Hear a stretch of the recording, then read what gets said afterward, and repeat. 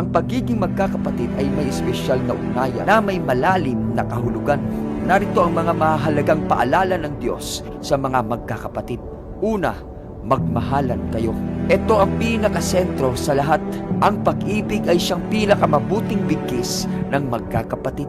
1 John 4 verse 7, mga minamahal, mag-ibigan tayo sapagkat ang pag-ibig ay mula sa Diyos. Pangalawa, magtulungan kayo. Walang kapatid na dapat mag-isa sa pagharap sa mga hamon ng buhay. Sa oras ng problema o pangangailangan, ang tungkulin ng isang kapatid ay tumulong at hindi manghusga.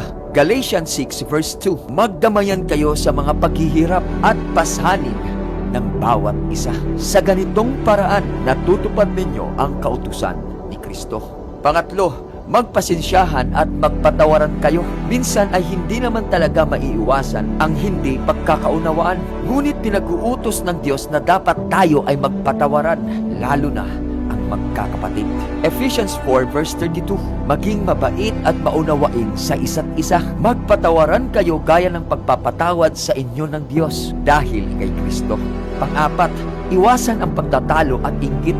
Ang inggit at hidwaan ay sanhi ng pagkasira ng pamilya. Santiago 3 verse 16, kung kayo ay naiinggit at nagkakaagawan, huwag ninyong ipagmalaki ang inyong mga sarili at huwag kayong magsinungaling laban sa katotohanan. At panglima, manatiling nagkakaisa. Ang pagkakaisa ay isang pagpapala at tanda ng presensya ng Diyos sa isang pamilya. Awit 133 verse 1, pagmasdan kung gaano kabuti at kaya-ayang manirahan na magkakasama ng mga magkakapatid sa pagkakaisa. Mga kaibigan, ang ugnayan ng magkakapatid ay isang regalo at isang pagsasanay ng pagmamahal. Dito natututo ang isang tao na magtiis, magpatawad at pagiging tunay na concern sa kapwa. Kaya naman kung ano ang iyong ipapakita sa iyong mga kapatid, iyon at iyon din ang iyong ipapamalas sa iba. So paano ka magiging mabuti sa iba kung sa kapatid mo ay hindi ka kailanman